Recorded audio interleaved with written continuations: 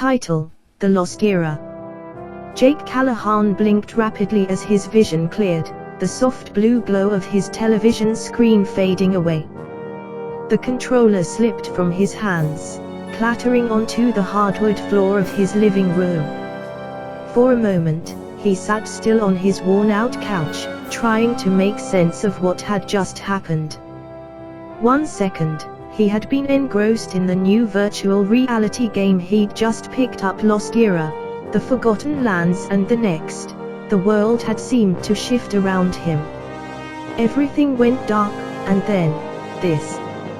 Jake rubbed his temples, trying to clear his head. Okay, what the hell just happened? He muttered to himself. He looked around, expecting to see the familiar walls of his cramped apartment, but instead, he found himself sitting on a bed of lush green grass, surrounded by towering trees and dense foliage. Where am I? The air was humid and thick with the smell of damp earth and vegetation. He could hear the distant sound of water rushing, perhaps a waterfall, and the calls of unfamiliar birds echoing through the trees. This wasn't a game anymore. It felt too real. The rough texture of the ground beneath him, the warmth of the sunlight filtering through the canopy, the faint rustle of leaves in the breeze, it all felt far too vivid to be a simulation. Jake scrambled to his feet, panic rising in his chest.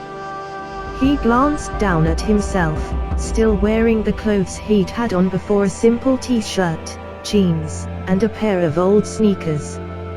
His VR headset was gone, replaced by the reality of this strange and alien environment. No way, this can't be real, he muttered, more to convince himself than anything else. He began to walk forward, trying to push down the growing sense of dread that was gnawing at him. His mind raced through the possibilities. Had he somehow been drugged? Kidnapped? Was this all some elaborate prank? But then, as he pushed through a thick curtain of vines, he saw something that made his heart stop. Before him lay the ruins of an ancient city, half consumed by the jungle. Massive stone structures, once grand and imposing, now stood crumbling and weathered by time. Vines snaked across the walls, and trees had taken root in the cracks of the stone. The architecture was unlike anything he had ever seen: towering columns, intricate carvings depicting strange creatures, and a massive archway that loomed over the entrance to the city. "This is insane," Jake whispered, his eyes wide with awe. He stepped closer, drawn to the ruins like a moth to a flame. He had always been fascinated by ancient history, and the ruins before him were a treasure trove of secrets waiting to be uncovered. But how had he gotten here? And more importantly, where exactly was here? As he wandered deeper into the ruins, Jake couldn't shake the feeling that he was being watched. He paused, glancing around, but saw nothing out of the ordinary, just more trees and stone. Still, the hairs on the back of his neck stood on end. "Get a grip, Nate," he muttered to himself, trying to shake off the unease. "You're not in a horror movie." His thoughts were interrupted by a deep rumbling sound, like the growl of some enormous beast. Jake froze, his heart pounding in his chest. The ground beneath his feet trembled slightly, and he realized with a jolt that the sound was getting closer.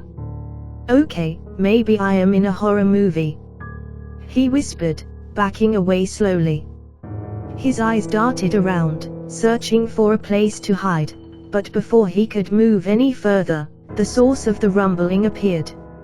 At first, it was just a shadow, a massive silhouette moving through the trees. But as it drew nearer, the figure took shape, and Jake's breath caught in his throat. A dinosaur. A Brachiosaurus, to be exact. Jake stood rooted to the spot, his mind struggling to comprehend what he was seeing. The creature was enormous, easily several stories tall, with a long neck that stretched toward the treetops. Its skin was a mottled green, and its eyes, large and dark, glistened with intelligence. The dinosaur moved slowly and deliberately, its footsteps causing the ground to quake with each step. "No way, no freaking way," Jake whispered, his voice barely audible. His legs felt like jelly, and for a moment, he considered bolting in the opposite direction. But something kept him rooted to the spot, some strange, irrational curiosity that overrode his fear. The Brachiosaurus stopped a few yards away from him, its massive head lowering to peer at him curiously. For a long moment, the two of them simply stared at each other, man and beast, locked in a silent standoff. Then, to Jake's utter shock, the dinosaur spoke. "Hello, traveler," the Brachiosaurus rumbled, its voice deep and resonant, like the sound of distant thunder. Its mouth moved with surprising precision, the words clear despite the creature's massive size. "It has been a long time since I have seen one of your kind in this place." Jake's mouth fell open, his brain struggling to process what he had just heard. You can talk," he stammered, taking a step back. The Brachiosaurus let out a low, rumbling chuckle. "I can indeed." "You seem surprised." "Surprised?" Jake echoed, his voice rising in pitch. "Surprised doesn't even begin to cover it. I'm standing in the middle of some ancient ruins, talking to a freaking dinosaur." The Brachiosaurus tilted its head slightly, as if considering this. "I suppose that would be unusual for you.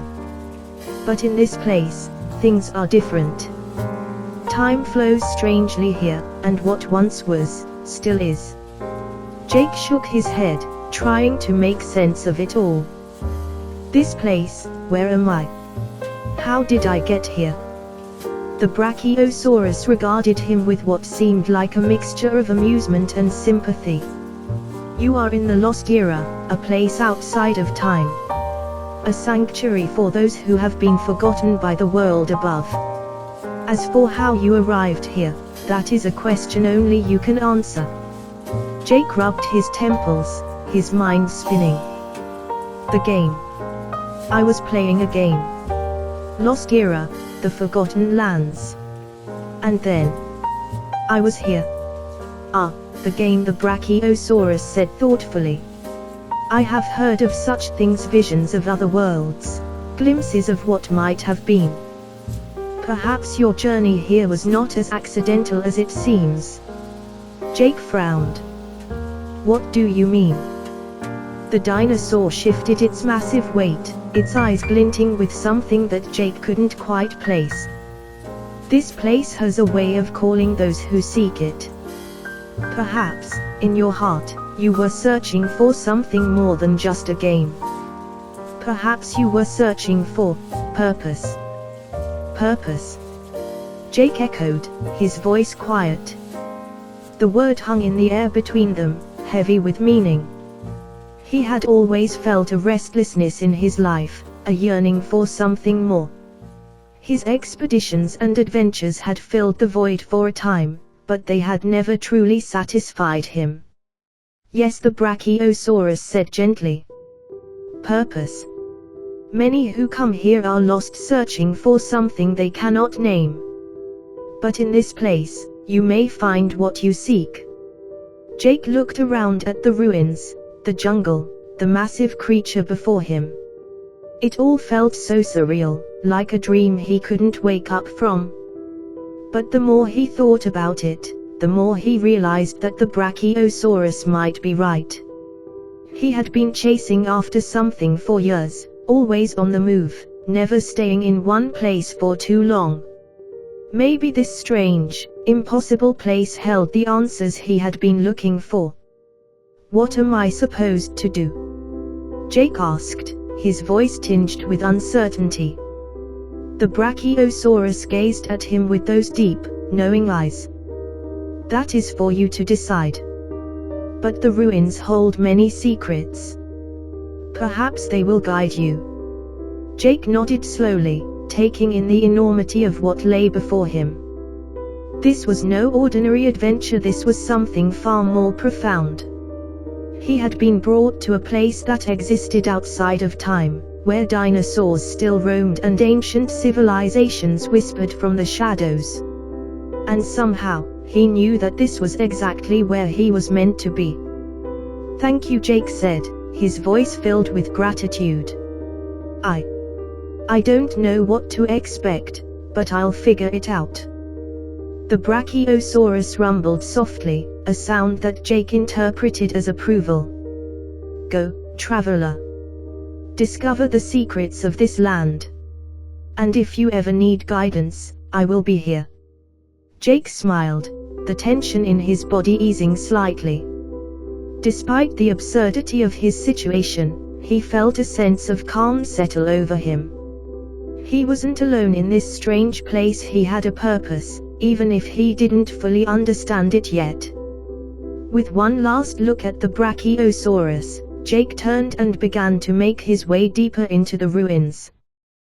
The stone structures loomed overhead, their ancient carvings almost seeming to come alive in the dappled sunlight.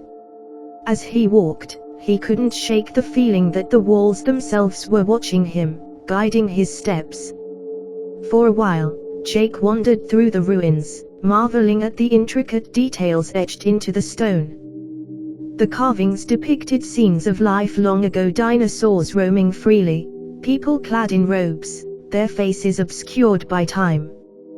There were images of battles, rituals, and moments of peace, all captured in stone.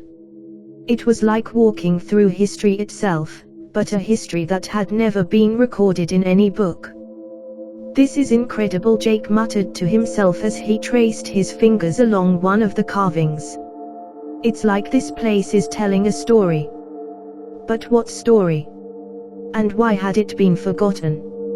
As he pondered these questions, Jake's thoughts were interrupted by a faint, rhythmic sound like the beating of drums, carried on the wind. He paused, his ears straining to catch the source of the noise. The sound grew louder, more distinct, and Jake realized it wasn't drums at all. It was footsteps. Heavy, deliberate footsteps. He turned, his heart pounding in his chest as he scanned the ruins. But instead of finding another dinosaur, Jake saw something far more surprising. A figure, cloaked in shadow, stood at the far end of the ruins. The figure was tall, humanoid, but their features were obscured by the hood of their robe. They moved with a grace that seemed almost unnatural, their steps barely making a sound despite the heavy footfalls Jake had heard moments ago. Who are you?" Jake called out, his voice shaky. The figure did not respond.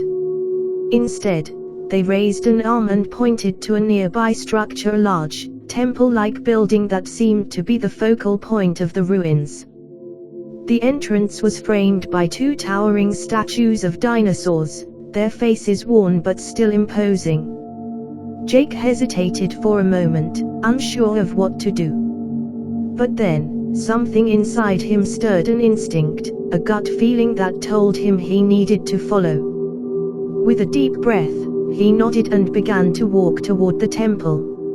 As he approached, the figure turned and disappeared into the shadows, leaving Jake alone once again. The sense of unease returned, but this time, it was tempered by curiosity. What lay inside the temple? What secrets were hidden within? The entrance to the temple loomed before him, dark and foreboding. Jake hesitated at the threshold, his hand hovering over the hilt of his knife. He had no idea what awaited him inside, but he had come too far to turn back now. "Here goes nothing," he muttered to himself as he stepped into the darkness. The interior of the temple was vast and echoing, the air cool and damp. Faint beams of light filtered through cracks in the ceiling, casting eerie shadows on the stone walls. The floor was littered with debris, fallen stones, broken pottery, and the remnants of what might have once been offerings to the gods. As Jake ventured deeper into the temple, he noticed something strange. The carvings on the walls were different from those outside, more detailed, more elaborate. They depicted scenes of worship, with figures bowing before towering dinosaurs. But there was something else, too, something unsettling. At the center of the temple, surrounded by a ring of stone pillars, was a massive altar. And on that altar, carved into the stone with painstaking precision, was the image of a man who looked strikingly similar to Jake. Jake's breath caught in his throat as he approached the altar, his hands trembling. How was this possible? How could a civilization that had existed thousands of years ago have carved his likeness into stone? "You're not the first," a voice said from the shadows, and Jake spun around, his heart racing. The cloaked figure had reappeared, standing just beyond the circle of pillars. Their hood was pulled back slightly, revealing a face that was both ageless and ancient, with eyes that glinted like stars. "Who are you?" Jake demanded, his voice shaky. "I am the keeper of this place," the figure replied calmly. "And you, Jake Callahan, have been chosen." "Chosen? For what?" The figure smiled, a knowing look in their eyes. "To restore balance. To reconnect the lost eras. You were brought here for a reason, Jake. This temple, it is a gateway. A gateway between worlds." Jake's mind reeled. "You mean I can go back? I can go home?" The figure nodded slowly. "Yes. But first, you must complete the task you were brought here to do. You must restore the connection between your world and this one." "And how do I do that?" Jake asked, his voice filled with a mix of hope and uncertainty. The figure gestured to the altar. "The answers lie here, in the ruins. The ancients left behind clues, instructions. You must decipher them and complete the ritual. Only then will the gateway open, and you will be free to return." Jake swallowed hard, his gaze fixed on the altar. This was it, the reason he had been brought here. The answers he had been searching for, the purpose that had eluded him for so long. It all came down to this moment. "I'll do it," he said, his voice steady. "Tell me what I need to do." The figure nodded, their expression grave. "Very well. But be warned, this journey will not be easy. You will face trials, challenges that will test your resolve. But if you succeed, you will not only restore balance but also discover the truth about yourself." Jake squared his shoulders, determination filling his chest. "I'm ready." The figure smiled again, a glint of approval in their eyes. "Then let us begin." Jake nodded, steeling himself for whatever lay ahead. The figure led him deeper into the temple, through winding corridors that seemed to stretch on forever. The air grew cooler, the light dimmer, until they finally emerged into a vast chamber. The sight that greeted Jake took his breath away. The cavern was enormous, the ceiling arching high above like the inside of a cathedral. But it wasn't the size of the chamber that captivated him, it was what lay within. Scattered throughout the room were clusters of massive crystals, each one glowing with a different color. There were vibrant greens, deep reds, brilliant yellows, and cool blues, all shimmering and casting colorful reflections across the stone walls. Jake approached the crystals, his eyes wide with wonder. The light they emitted wasn't just beautiful, it felt alive, pulsing gently as if responding to some unseen rhythm. He reached out to touch one of the crystals, feeling the warmth that radiated from it. "These crystals," Jake murmured, his voice filled with awe. "They're incredible. But what do they have to do with the gateway?"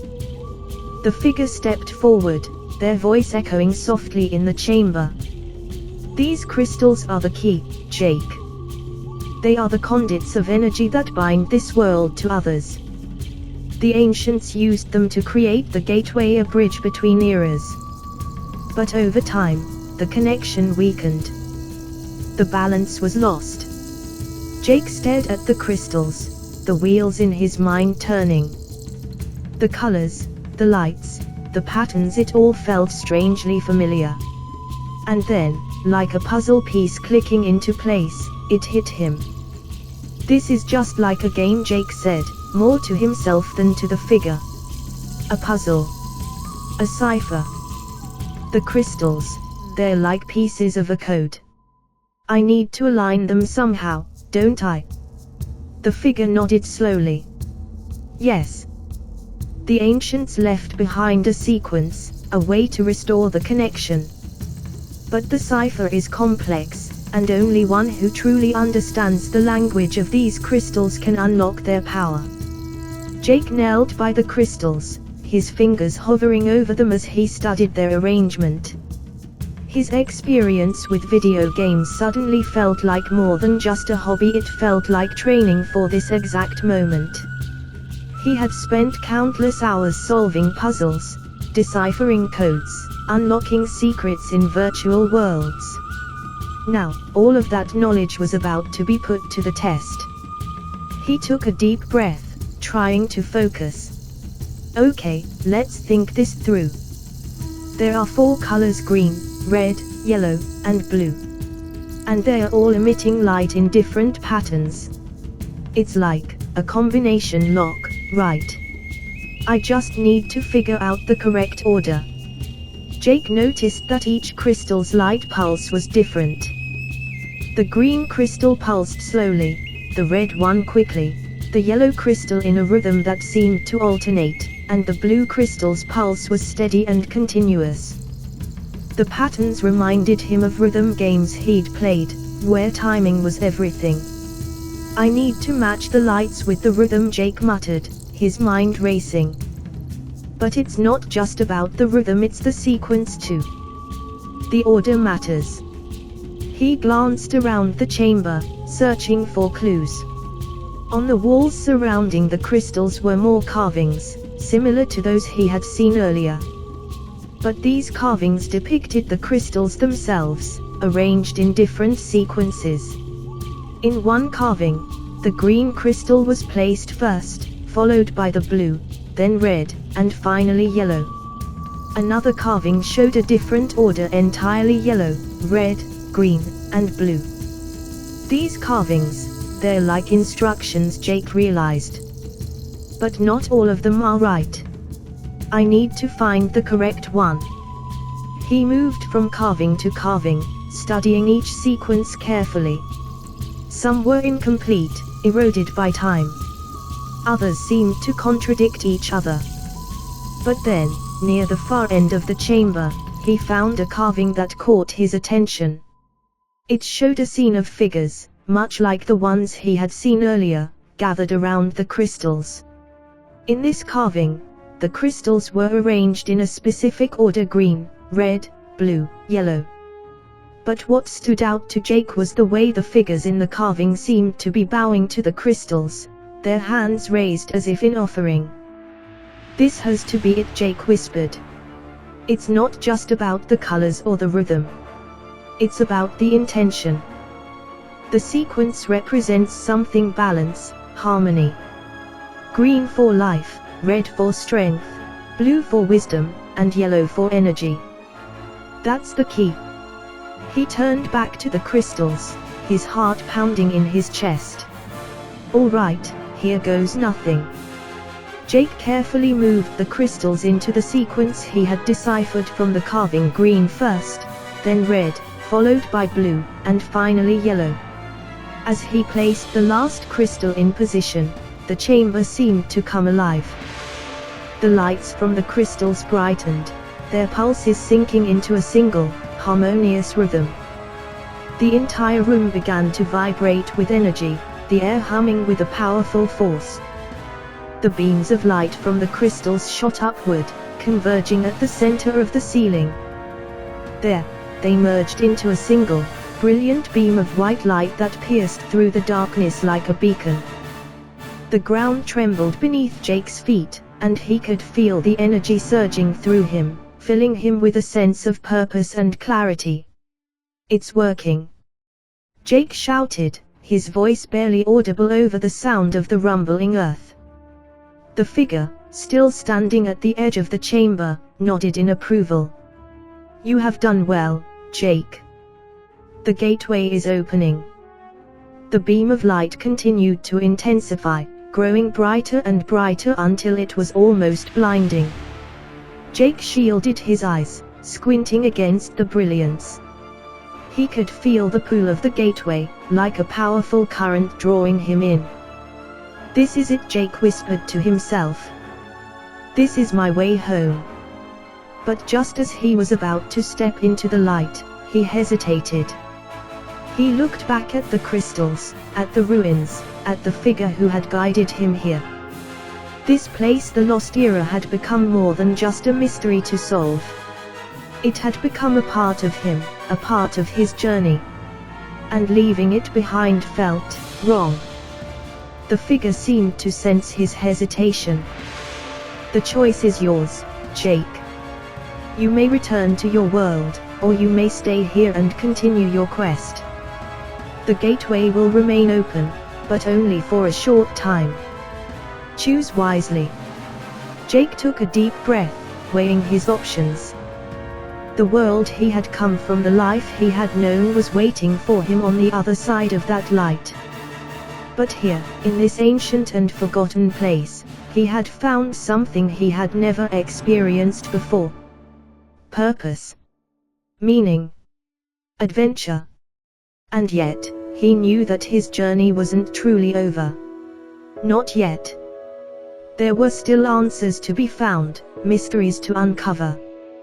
The Lost Era had more to teach him, and he wasn't ready to walk away. "I'll be back," Jake said quietly, his voice filled with determination. "But for now, I need to go home. There are things I need to do. But I promise I'll return."